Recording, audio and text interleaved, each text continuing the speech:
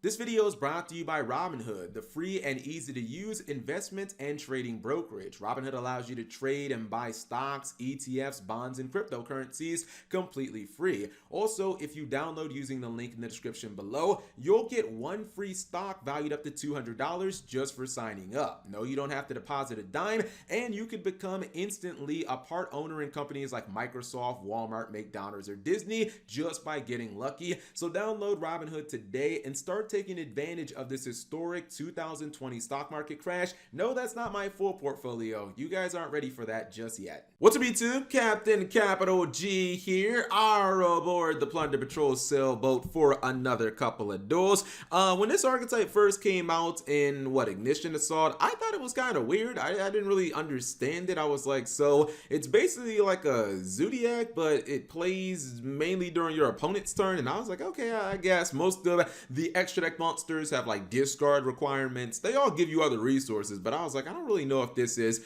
really what we're looking for. But honestly, I think I'm starting to come around. I'm becoming a big fan of this archetype, not just the artwork, but it's now starting to be a little more fleshed out. I still don't love that the extra deck monsters have to discard specifically Plunder Patrol cards. I wish they could just discard anything, but you still, in my opinion, can run Metaphor's Fusion in this deck because Golden Hair, which is the little girl right here. I don't know if she's a little girl, but the girl pirate right here, she requires a discard, the field spell, another discard in that. So there are ways of using Metaphor's Fusion in this deck to kind of mitigate some of those discards. And also, if you're going to be main decking Foolish Burial Goods, I mean, that obviously works with Metaphor's Fusion. We learned that from Sky Striker and all that stuff. Anyways, he is going to dump one of those cards into the graveyard. I believe that was the fusion spell. Yeah, the Plunder Patrol ship shipping.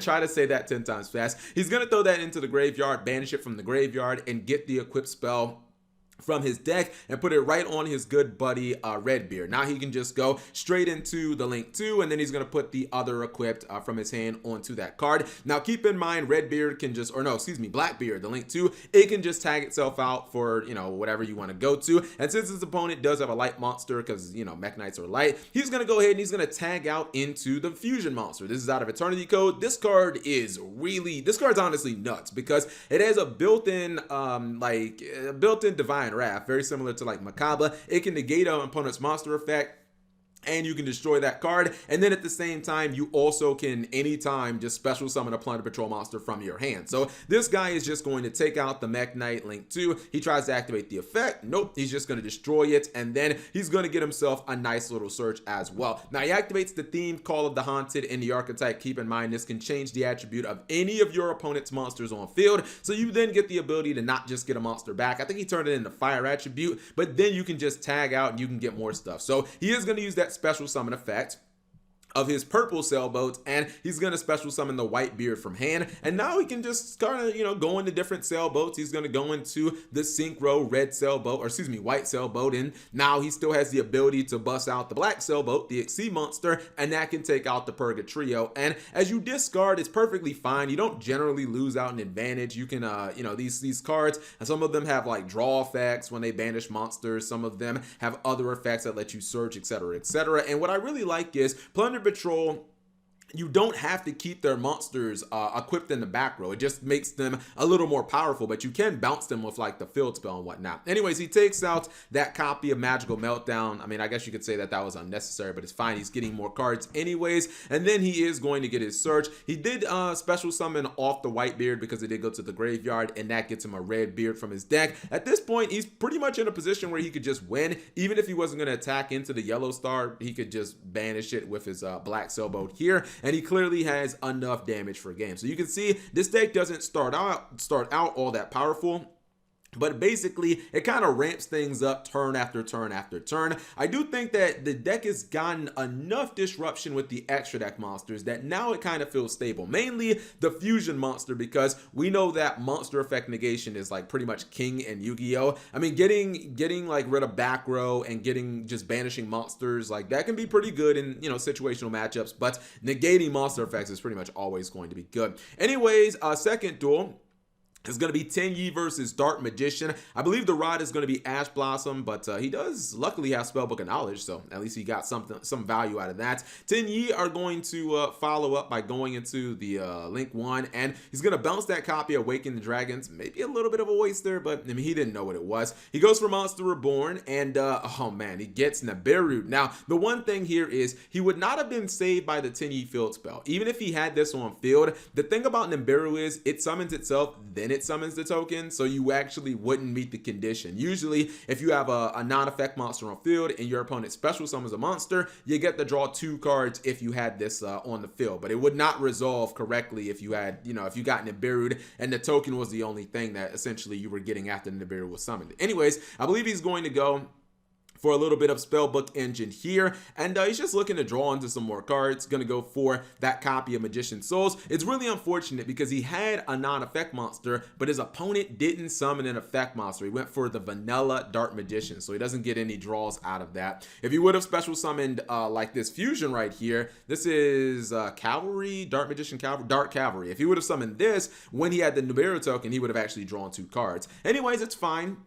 He still has the ability to get in this game. He is going to negate the Vishuddha and its targeting because this guy can actually negate targeting effects, so at least it kind of worked out. You never see this card, but it randomly worked out in that situation. Gonna go for the Tenyi Link 3 and go into beatdown mode, but his opponent gonna bust out that Dark Magician and Apprentice Illusion off navigation. Now, he will finally be able to draw 2 cards now because he summoned Apprentice Illusion as his opponent does that, or as he has, the Berserker, which is a non-effect monster. He's going to go into battle phase, and I think both players are going to learn something here. He's going to learn that one apprentice can protect the other apprentice, but his opponent's going to learn, hey, Cap, ain't no problems. I can just use the blue Tenyi. I can bring back my monster, destroy by battle, and get rid of another monster. So he actually, I think both players learned a little something there. Anyways, Dark Magician back up.